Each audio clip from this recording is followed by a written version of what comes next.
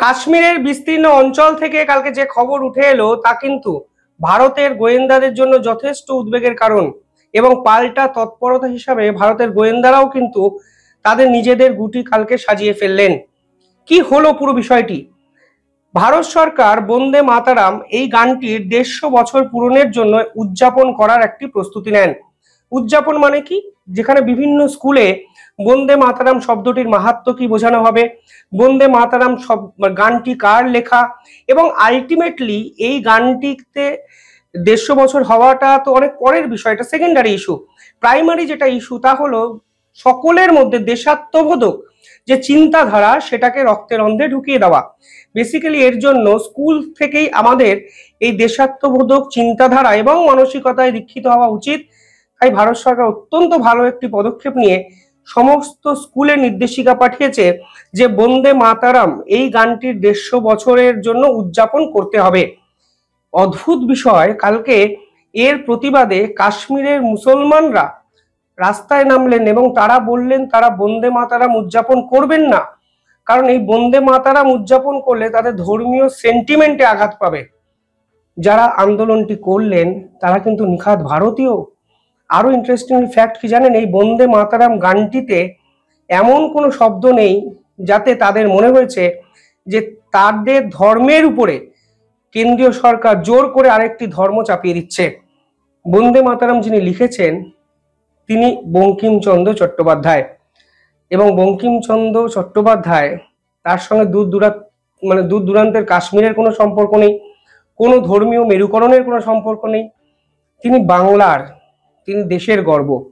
তার লেখা একটি গান, দেশাত্মবোধক গান, যা আপামর ভারতবাসীকে উদ্বেলিত করে, তা কাশ্মীরের মুসলমানদের কালকে আকর্ষণ করলো না। এবং কাশ্মীর সরকার এই পুরো বিষয়টিকে নিয়ে যথেষ্ট চিন্তিত, কারণ কাশ্মীর সরকার কেন্দ্রীয় সরকারের এই স্টেপটিকে ওয়েলকাম করেছিল। এবং কাশ্মীরের মুখ্য সচিব সর্বদলীয় একটি বৈঠকও করেন এবং সেখানে সমস্ত পার্টি একযোগে সিদ্ধান্ত নিয়েছিল যে তারা বন্দে মাতারাম 150তম বছরটিকে উদযাপন করবে। এর মধ্যে রাজনীতি কোথায়? কিন্তু মুসলমান সম্প্রদায়ের একটি পার্টি যার নাম মুতাহিদি মজলিসি ইয়ে উলামা, তারা বলে তারা এই ধরনের বন্দে মাতারাম শব্দের বিরোধী, তারা বন্দে মাতারাম শব্দ উদযাপন করবে না। এমনকি তাদের একজন প্রধান বলে বসেন যে তারা এর পাল্টা হিসাবে বিভিন্ন মাদ্রাসা থেকে এর পাল্টা কাউন্টার কিছু করার পরিকল্পনা করছেন, কারণ তাদের সমর্থক মুসলমান মানুষরাই চাইছেন এই পাল্টা যেন বিরোধিতা করা হয়। এবং আপনারা জানেন কাশ্মীরে বর্তমানে একাধিক মাদ্রাসা আছে, বিভিন্ন সময় বিতর্কের কেন্দ্রবিন্দুতে আসে। আমি খুব একটা ধর্মীয় ভেদাভেদ মেনে কোনোদিনই ভিডিও বানাইনি, কিন্তু দেশের সুরক্ষার জন্য আজকে বলতে হচ্ছে বন্দে মাতারাম শব্দটিকে অ্যাকসেপ্ট করতে কাশ্মীরের এই মুসলমান সম্প্রদায়ের অসুবিধা কোথায়। দেখুন, 100% মুসলমান সম্প্রদায় যে এই বন্দে মাতারাম গানটিকে রিজেক্ট করেছেন তা নয়, হয়তো কিছু জন করেছেন, কিন্তু যারা করেছেন তাদের মধ্যে দেশাত্মবোধক চিন্তাধারা কেন বিকশিত হবে না? কেন আমরা প্রথাগত এই শিক্ষা নীতিতে এখনো বিশ্বাস করব? কেন বন্দে মাতারামের মতো দেশাত্মবোধক একটি শব্দকে আমরা আঁকড়ে ধরতে পারছি না? আমার কাছে বড় একটা কনসার্নিং ইস্যু। তারা কি বলেছেন আপনারা শুনুন। সেখানে বলা হয়েছে সাংস্কৃতিক উৎসবের আড়ালে মুসলমানদের উপর আরএসএস এর মতাদর্শ চাপিয়ে দেওয়া হচ্ছে। বন্দে মাতারাম গানটি আরএসএস এর মতাদর্শে কবে থেকে বিশ্বাস আমি জানি না, আমি ব্যাখ্যা কিভাবে করব। বন্দে মাতারাম একটি শব্দ, ভারত মাতার কথা বলা হয়েছে, সেটা আরএসএস এর কিভাবে তত্ত্ব হলো আমি জানি না, এবং আরএসএসই বা এটাকে কিভাবে এন্ডোর্স করছে আমার বিশ্বাস করুন আমি নেটে বিভিন্ন জায়গায় খুঁজেছি, সে বিষয়ে কোনো তথ্য আমি পাইনি। কিন্তু তাদের মনে হচ্ছে কাশ্মীরি মুসলমানদের উপর জোর করে চাপিয়ে দেওয়া হচ্ছে এই বন্দে মাতারাম গানটি।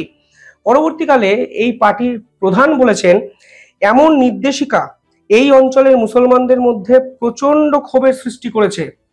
কিসের জন্য ক্ষোভের সৃষ্টি করেছে?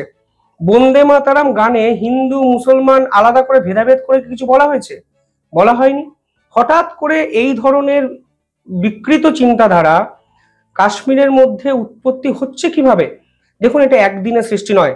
দিনের পর দিন আমরা জানতে পারছি যে কিছু ভারতীয়রা পাকিস্তানের জঙ্গিদের মদত করছে।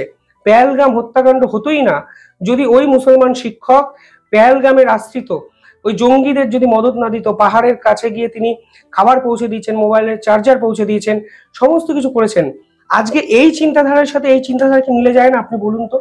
বন্দে মাতারাম গানের সাথে আরএসএস এর কি সম্পর্ক আমি জানি না। বন্দে মাতারামের মতো দেশাত্মবোধক গান ভারতবর্ষের ইতিহাসে কটা লেখা হয়েছে সেটাও একটা বড় প্রশ্ন। আজকের দিনে দাঁড়িয়ে এরা বলছেন অনেকেই উদ্বেগের বিষয়টি তুলে ধরতে, যেটা আমি বলছিলাম, উদ্বেগের বিষয়টি তুলে ধরতে ধর্মীয় নেতাদের সঙ্গে যোগাযোগ করেছেন। অর্থাৎ যারা মুসলমান ধর্মগুরু, যারা পীরজাদা, তাদের সঙ্গে যোগাযোগ করা হয়েছে এবং কাউন্টার কিছু করা যায় নাকি সেটি ভাবছে। এবার আপনি কার কাউন্টারে নামতে চাইছেন? বন্দে মাতারাম গানটির কাউন্টারে নামতে চাইছেন, না কেন্দ্রীয় সরকারের কাউন্টারে নামতে চাইছেন, নাকি ভারতের কাউন্টারে নামতে চাইছেন? সেই প্রশ্ন তো নিঃসন্দেহে উঠবে। পাশাপাশি এখানে বলা হয়েছে যে এই নির্দেশিকাটি ঐক্য এবং বৈচিত্র্যের প্রতি শ্রদ্ধা দেখানোর পরিবর্তে সাংস্কৃতিক উদযাপনের আড়ালে একটি মুসলিম সংখ্যাগরিষ্ঠ অঞ্চলে আরএসএস চালিত হিন্দুত্ববাদী মতাদর্শ চাপিয়ে দেওয়ার ইচ্ছাকৃত প্রচেষ্টা। বুঝতেই পারলেন যেটা আমি বলছি, যে তারা বন্দে মাতারাম এই গানটিকে আরএসএস এর ব্র্যাকেটে ফেলে দিয়েছেন, তারা হিন্দুত্ববাদের ব্র্যাকেটে ফেলে দিয়েছেন, তারা নিখাত ভারতীয়দের ব্র্যাকেটে এই গানটিকে ফেললেন না। আজকে দিনের শেষে আফসোস সেটাই। পাশাপাশি দেখুন যে খবর, সেখানে বলা হচ্ছে যে আমাদের সুরক্ষা সংক্রান্ত একটি রিপোর্টে ভারতের গোয়েন্দারা ভারতের সেনাবাহিনীকে ওয়ার্ন করেছেন যে কাশ্মীরকে নিয়ে বড় প্লট সাজানো হয়েছে। একদম রিপোর্ট আপনাদের দেখাচ্ছি, আপনারা নিজেরা গুগলে গিয়ে সার্চ করতে পারেন বিস্তারিত রিপোর্ট। আমি শুধু দুটো কথা এই রিপোর্ট সংক্রান্ত বলবো যেগুলো সকলে জানা উচিত। সেখানে বলা হচ্ছে যে পিওকেতে একটি সিক্রেট স্ট্র্যাটেজিক্যাল মিটিং হয়। ভারতের গোয়েন্দারা ভারতের সেনাবাহিনীকে জানিয়েছেন এই স্ট্র্যাটেজিক্যাল মিটিং এ পাকিস্তান বর্ডার অ্যাকশন ফোর্স বা বর্ডার অ্যাকশন টিম তারা কিন্তু এই গুরুত্বপূর্ণ মিটিংটি অর্গানাইজ করেছিলেন। পাকিস্তানের বর্ডার অ্যাকশন টিম এটি আবার দুভাগে বিভক্ত।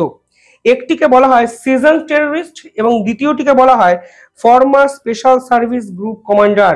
অর্থাৎ যারা পাকিস্তান সেনাবাহিনী থেকে রিটায়ার্ড হন তারা এই ধরনের ব্যাটের সদস্য হন এবং এই ব্যাটের সদস্য কিছু ডেজিগনেটেড টেররিস্ট সংগঠনের নেতারা যারা একত্রে মিলে অপারেশনাল পরিকল্পনা করছেন কাশ্মীরকে নিয়ে।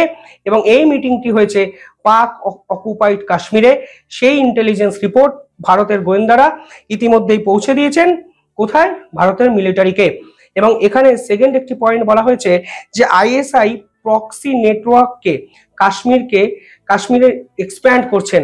প্রক্সি নেটওয়ার্ক মানে কি? প্রক্সি নেটওয়ার্ক মানে এখানে সেই ভারতীয়দের কাজে লাগানো হবে যারা দেশ বিরোধী, অর্থাৎ তারা সশরীরে এই দেশে আসবে না, কিন্তু যুদ্ধটা ভারত সরকারের বিপক্ষে হবে, ভারতের সেনাবাহিনীর বিপক্ষে হবে, শুধুমাত্র রিমোট কন্ট্রোলটা থাকবে তাদের হাতে। অর্থাৎ ভারতীয়দের কাজে লাগিয়ে ভারতের সেনাবাহিনীর বিপক্ষে যুদ্ধ করার পরিকল্পনার জন্য আইএসআই অত্যন্ত একটি স্ট্র্যাটেজিক্যাল মিটিং করে ফেলেছে পিওকেতে। সেই তথ্য সেনাবাহিনীর হাতে পৌঁছে দিচ্ছে গোয়েন্দা। ফলে আলটিমেটলি বিষয়টা কি দাঁড়ালো? বিষয়টা এটা দাঁড়ালো, দেখুন যেভাবে পাকিস্তানের পিওকে অঞ্চলে অশান্তকর পরিস্থিতি তৈরি হচ্ছে, ঠিক একইভাবে ভারতেরও কিছু মানুষ সরকারের বিপক্ষে আন্দোলন করতে গিয়ে দেশের সুরক্ষা নিয়ে ছেলেখেলা খেলছেন। এবং এই জন্যই ভারতের গোয়েন্দারা কিন্তু এই অঞ্চলে গজিয়ে ওঠা একাধিক ধর্মগুরুকে টার্গেট করতে শুরু করেছেন, যারা কালকে প্রকাশ্যে এসে বলেছিলেন বন্দে মাতারাম যে গান, সেই গান আসলে মুসলিম ধর্মগুরুদের ধর্মের বিপক্ষে কথা বলে, ফলে তারা করবেন না। এবার আলটিমেটলি ভারতের গোয়েন্দারা বুঝে গেছেন যে কোন কোন মাদ্রাসাতে কোন কোন ধর্মগুরু আলটিমেটলি ধর্মের নাম করে ভারত বিরোধিতা করে পাকিস্তানের আইএসআই কে প্রক্সি ওয়্যারে সাহায্য করছেন। অর্থাৎ জমে উঠেছে খেলা। ভারতের গোয়েন্দারা সেই খেলা কিন্তু শেষ করার পথে এগোতে শুরু করলেন। আপনারা কিভাবে দেখছেন পুরো বিষয়টি কমেন্টে জানাবেন।